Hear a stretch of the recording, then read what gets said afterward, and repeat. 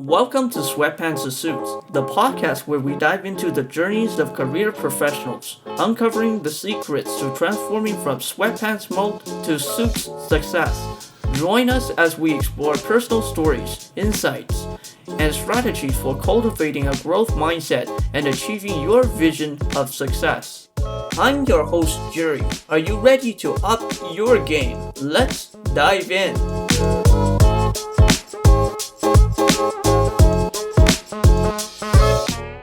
Melissa Entzminger is on a mission to help you achieve communication excellence for a competitive edge. With a master's in communication and a 5-year teaching experience as a college professor, she has built an impressive roster of clients, including executives, senators, and state representatives. Today, we'll explore her coaching strategies for assembling a speech, conquering speaker's paralysis, and mastering public speaking, as detailed in her ebook, 7 Steps to Kick Your Public Speaking Nerves to the Curb.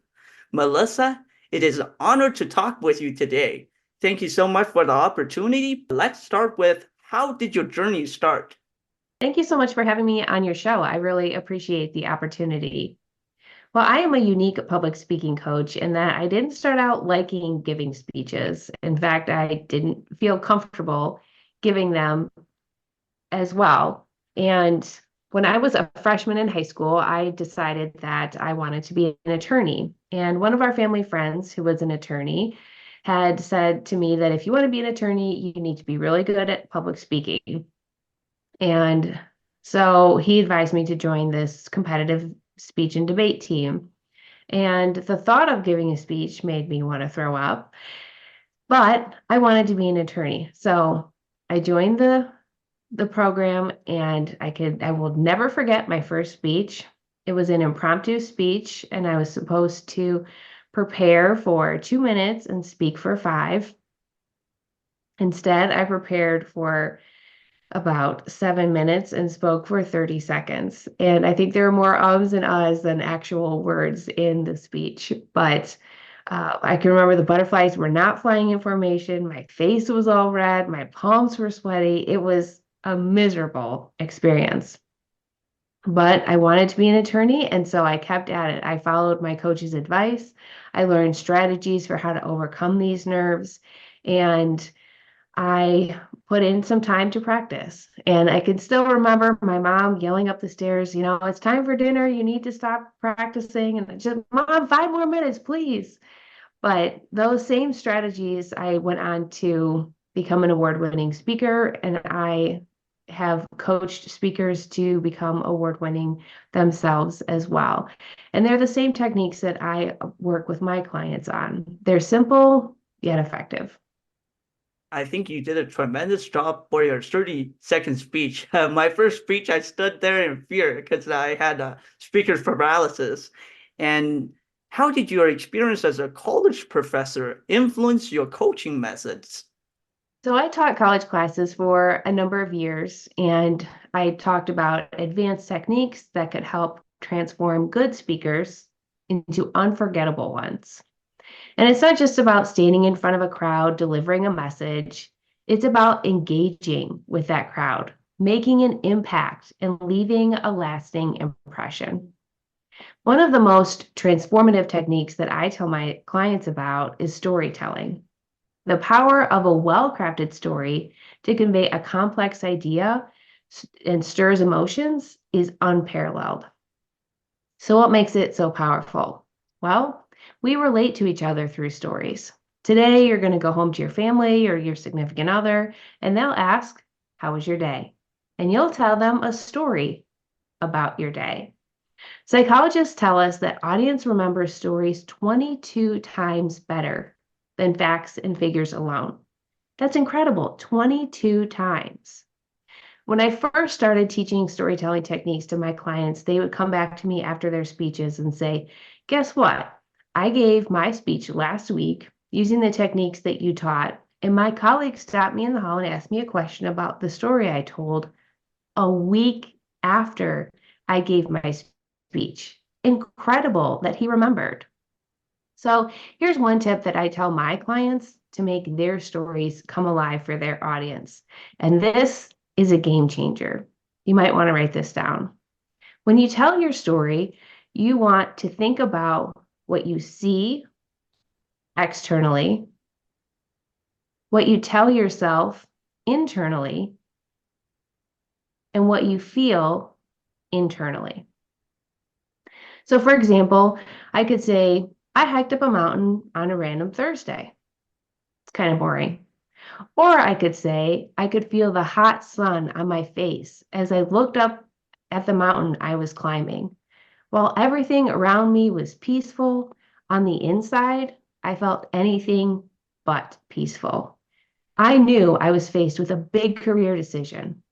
Do I take the job of my dreams and uproot my whole family? Or do I stay with this mediocre job and continue to live near my extended family? Adding those elements of what you see externally and tell and feel internally is a total game changer in helping your story become memorable and come alive to your audience. Wow. It seems like telling a speech is more like telling a story and provoking the audience's five senses, which is quite amazing. And what is your process for helping clients assemble their speeches? So that really comes down to what the client is looking for. Often, most of my clients come to me feeling nervous about giving their speech and overwhelmed at the prospect of putting a speech together in a way that is elevates their career. And so essentially, you're putting yourself out there, you're standing on the stage. Most people feel, often newer speakers, vulnerable. And so you want to do a good job and not embarrass yourself. And so to help them overcome their nerves, often we talk about getting to the root of where those nerves are coming from. And so I help them with a series of exercises to help them think through maybe where that's coming from. Often it's something maybe in their childhood, maybe it could be something that seems unrelated. So, for example, I had one client who was doing a sales role and was giving speeches selling. And he did not feel comfortable giving speeches. And through working together and asking him a series of questions, he was telling me about an experience he remembered as a younger child. So every year at Christmas, the family, all the extended family cousins would get together for Christmas. And the cousins would all do a roast where they would all get together and kind of make fun of each other. Well, he was one of the younger cousins and he was trying to keep up and inevitably couldn't and kind of would embarrass himself because he couldn't keep up with the older ones. And so every time went to give a speech as an adult, those same feelings came up for him. And so we worked together through a process of journaling and visualization to take the power out of that memory and to stop making him feel anxious when he went up to give his speech. So we also worked through some brainstorming exercises and I helped him outline his speech and helped him with the practicing of his speech. Often people don't practice their speech often enough. They might be so focused on the content, they just think they can stand up and give it. And unfortunately, that's a good recipe for a mediocre speech. But if you give yourself at least a week to practice your speech a few times every day, that's a better recipe for success. Wow. It sounds like assembling a speech is almost like a reflection journey, healing from your childhood trauma. And I understand that you work with a lot of executives, senior senators, and state representatives. Is there a special technique that you teach them, or do they have anything that's different from working with different public speaker? So working with them, I essentially start the conversation by asking what they're looking for. Do they want to overcome their nerves? Do they want help writing their speech? Sometimes when I work with politicians, they want help thinking on their feet. And those question and answer times, how do I come up with an answer if I wasn't anticipating the question that the person was asking? And so we work through some, ironically, impromptu techniques. And here's the little secret I'll tell just your audience about it because I like your audience. Impromptu speaking isn't really impromptu speaking. It is well rehearsed thinking. So even improv speaking isn't just things that people come up with off the top of their head. They've spent time thinking about what questions they might be asked and how to structure their answers. And then they practice those so that they are able to give them at a moment's notice. Now, sometimes politicians do a better job tailoring their answers to the questions that they're asked, but that's the first step of the process is thinking through what questions you might be asked, what your answers might be, and then we go through a series of exercises to help you feel comfortable with that. Wow. Okay. And with impromptu speaking, if you don't have anything else to say, is it a wise decision to just go back and confirm the question with the person that's asking the question? If you need a few minutes to think about what your answer is, that is a great technique. Yeah. Great technique. And what are some of the challenges your clients face in public speaking, and how do you address them? Often my clients have a specific amount of time that they're supposed to fill for their speech. And for newer speakers, that can feel daunting. How do I fill 20 minutes of time with a speech? I don't even have that many stories to say. And so I work with them on some brainstorming activities called an idea web, which is just kind of a mental vomit. You just put everything out on paper, you write things down, you circle ideas that are similar to each other, you star ideas that are similar to each other. And by the time we're done, we have more than enough content. And so I think by working with someone like a public speaking coach, it can help take that overwhelm off. I like to take my clients by their hand and walk them through the process. They don't feel alone or that they're left out on an ocean to try to figure this out by themselves. I break things down into incremental pieces. And so once you've gotten all your ideas out on paper and you group similar ideas, then you put them in an outline form. And from there, then you kind of flesh it out into more of a speech. But that's often how we start the process. Cool. It almost sounds like the technique that the elementary school teaches kids, like the Venn diagram. It's pretty cool. It's one of the major things that I learned from my childhood. And what are the first steps you recommend for someone to struggling with speaker's paralysis? So the first step is to know that everyone is nervous. If you aren't nervous before you give a speech, then you probably don't care about your speech. Being nervous shows that you care about your speech. And the only way that the audience knows that you are nervous is if you tell them that you're nervous. So if you stand up there and say, "Oh man, guys, I'm really nervous about this," then obviously they're going to know that you're nervous. But if you don't say anything, here's the fun fact about life. We aren't connected to your nerve endings. So we don't know what you're feeling on the inside. And if you look cool, calm, and collected, we're going to assume that you are cool, calm, and collected. The difference between good speakers and inexperienced speakers is how that nervous energy is thought of. So, good speakers see it as excitement and an opportunity to speak to the audience. They focus more on the audience and the message than their own feelings. And that might sound kind of crazy, that really, however, does work. It helps your feelings of anxiety to go away when you focus on the audience. In particular, I recommend focusing on one person in the audience and trying to speak directly to that person. And it helps that kind of overwhelm of, oh my goodness, there's so many people in the audience to go away. Now, inexperienced speakers, they focus on their own feelings. They get lost in their own head. The boogeyman in their brain says, I really don't want to do this. Do I actually have to do this? And some of the techniques that I found with my clients are really getting into the root of where that comes from. And that helps to take the power out of those emotions that are coming up when you're giving your speech today. So one of the exercises that I help my clients with it's a great exercise, is called the 5 by 5 by 5. So how does it work? You breathe in for the count of 5, you hold it for the count of 5, and you exhale for the count of 5. And you do that 5 times. And people are like, really? That's breathing. I do that every day. Is this the best you got? And then they try it and they're like, holy smokes, this totally works. So why does it work? It calms your parasympathetic nervous system. And so you end up feeling calmer. Wow, such an amazing technique. 5 by 5 by 5.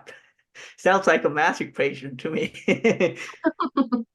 One of the things, uh, One of the things back in high school that the teacher told us to do was memorize the speech, memorize the poetry. But as an inexperienced speaker, it's hard to do that. And even like when you see it on the news, the politician, they're also always like reading it from a podium.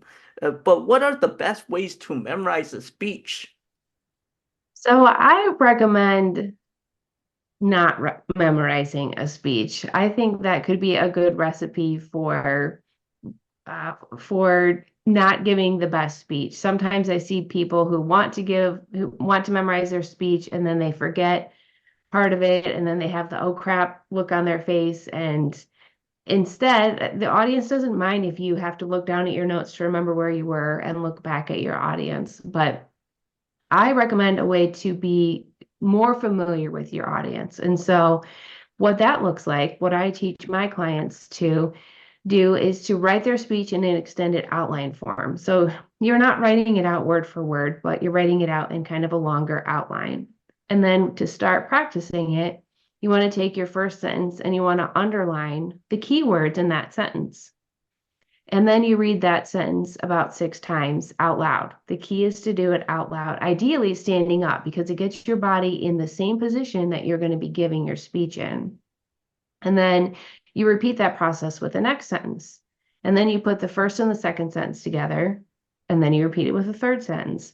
And so oftentimes people just try to read and read and read their speech over and over again. And that's like eating an elephant in one bite. Like nobody could do that, right? And so if you break it into bite-sized pieces and you give yourself maybe 15 minutes to practice and then take a break and then another 15 minutes to practice, it doesn't overwhelm your brain. And that way, when you go up to give your speech, those keywords that you've underlined will jump out at you and your brain will fill in the rest of the sentence. Oh, practice in chunks. Yes. Got it. And you gave us so many amazing advice, but in your ebook, 7 Steps to Kick Your Public Speaking Nerves to the Curb, what is one key strategy you believe to be the most effective? One key strategy that I think is effective is the power of visualization. So famous athletes do it, like Michael Phelps, who's thought to be he is the most decorated Olympic athlete. And how it works is it tricks your brain into thinking that you've done something before. And everybody knows the second time you've done something before is so much easier than the first time you've done it. So how does it work for a speech? Essentially, you sit back in your chair, close your eyes, get comfortable, and you picture yourself walking up to the front of the room, picture yourself giving your speech in as much detail as possible. So picture the first lines of your speech and the second lines, and picture the audience as you're giving your speech. Picture the applause at the end, and then sitting back down.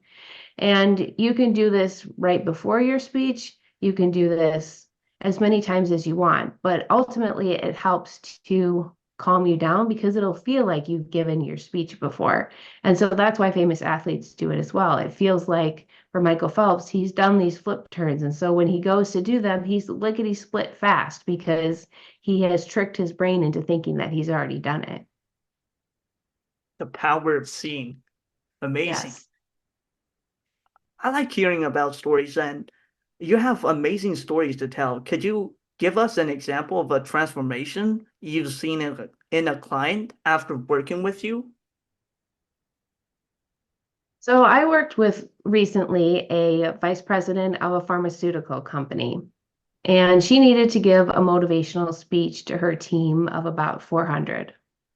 And she had ideas of where to start, but didn't know how to get the most motivational feel, how to organize it effectively.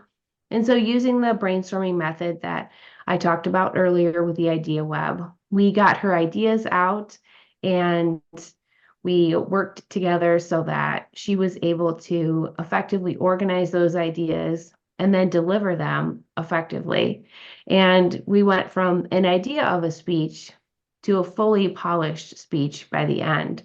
And she told me after that she got so many compliments from the audience on her speech and how inspired and motivated her team felt. And ultimately, I find that so rewarding to watch people step into their power and to communicate how they've always wanted to communicate, but to do it in an impactful and memorable way. Holy cow, vice president of a pharmaceutical company. Wow, amazing. And how can the audience reach out to you?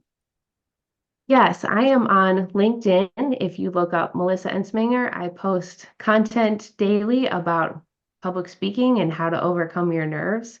I'm also on Instagram and Facebook under my company name called Taking Your Stage. And I will send you a link. I've created the free ebook for your audience called Kicking Your Public Speaking Curves to the Nerves. To the curb.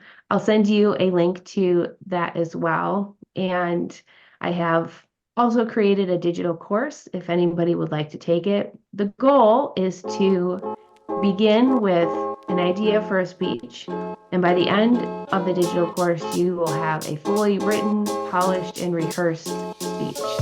I also have just a few spots left in my one-on-one program where I work with clients on their needs one at a time. Wow. Thank you so much, Melissa. I need to check those links out myself because I need some public speaking tips. Thank you so much for your amazing lessons on public speaking. It is an honor to interview you. Thank you so much for your time. I really appreciate it.